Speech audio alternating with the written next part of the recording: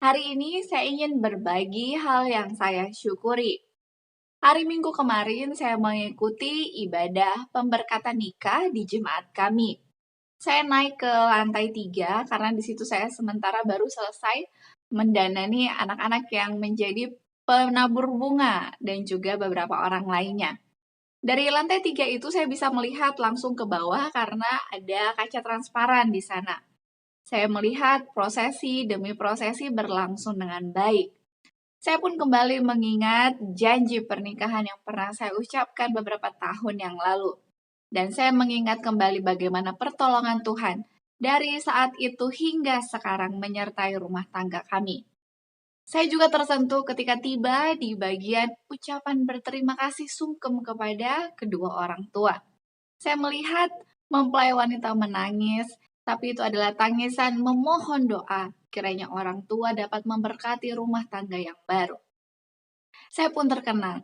Memang itu adalah satu momen yang mengharukan. Saya bersyukur bahwa Tuhan terus menyertai rumah tangga kami dan mungkin di antara kita semua ada yang sudah memiliki perahu rumah tangga sudah berlangsung 5 tahun, 10 tahun, ataupun bahkan ada yang sudah tiba di pernikahan perak atau sudah pernikahan emas.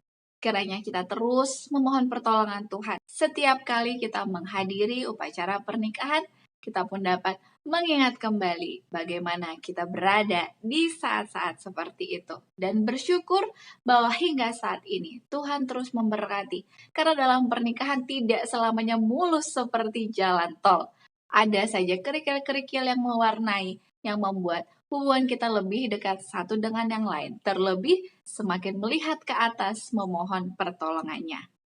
Inilah hal yang saya syukuri. Mari kita terus bersyukur untuk kebaikan Tuhan, untuk hal-hal sederhana dan juga hal-hal yang kecil.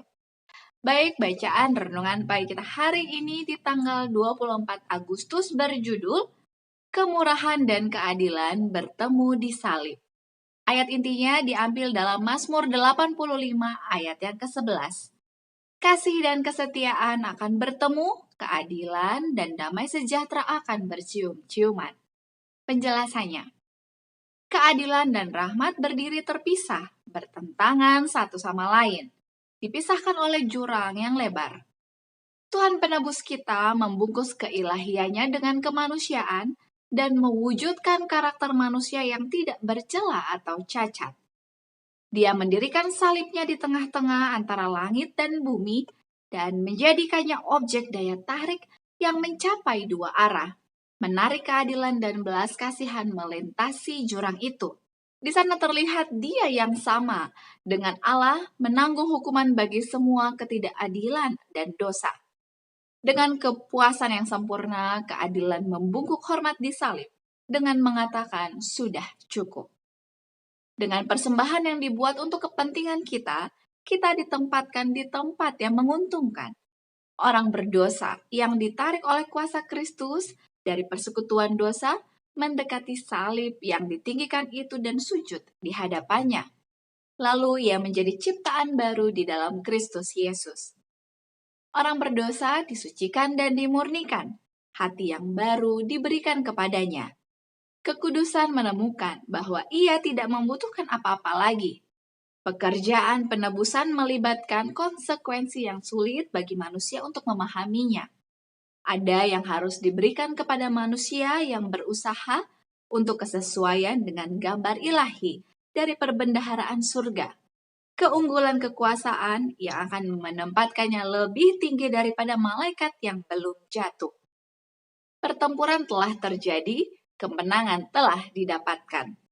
Peperangan besar antara dosa dan kebenaran memuliakan Tuhan di surga dan kekudusan Allah, kemurahan, kebaikan, dan hikmat-Nya terpampang di hadapan keluarga manusia yang diselamatkan, di hadapan dunia-dunia yang tidak jatuh, di hadapan semua tentara pekerja jahat, dari yang terbesar sampai yang paling kecil.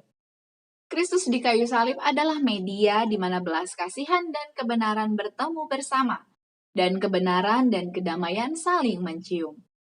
Kehebatan karunia ini adalah untuk melengkapi manusia dengan tema ucapan syukur dan pujian yang akan bertahan sepanjang waktu, dan sepanjang masa kekekalan.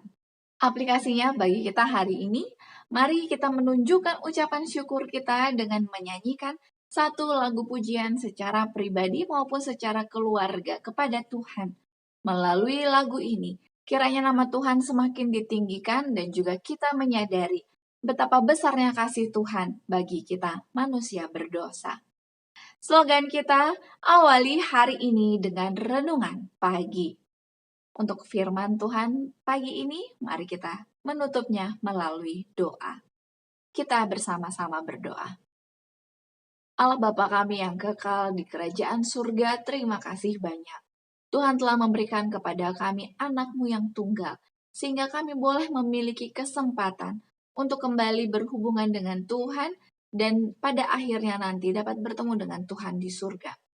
Bantulah kami Bapa untuk senantiasa mengingat, untuk terus bersyukur dan menyampaikan puji-pujian kami kepada Tuhan sebagai bentuk bahwa kami sebagai ciptaan menyadari kuasa dari Sang Pencipta pemilik alam semesta. Kami juga rindu untuk menyampaikan doa-doa pribadi kami. Kiranya Tuhan memberkati setiap hal yang kami lakukan dan membantu kami untuk menyelesaikan setiap masalah yang kami hadapi. Berikanlah juga kepada kami hikmat dan kekuatan agar sepanjang prosesnya kami boleh tabah dan selalu berserah kepada Tuhan saja, tidak mengandalkan kemampuan diri kami sendiri. Kami juga kiranya memohon agar Tuhan semakin mengasihi kami dan kami pun semakin dikasihi oleh sesama kami manusia. Inilah doa permohonan kami, di dalam nama Yesus kami berdoa. Amin. Terima kasih banyak, mari esok hari kita lanjutkan bacaan renungan pagi kita. Jika ada di antara Anda masih ingin menyampaikan usulan doa, tuliskanlah usulan doa tersebut di kolom komentar di bawah ini. Sampai berjumpa esok hari, tetaplah bersukacita dan senantiasa bersatu di dalam doa. Tuhan memberkati. Amin.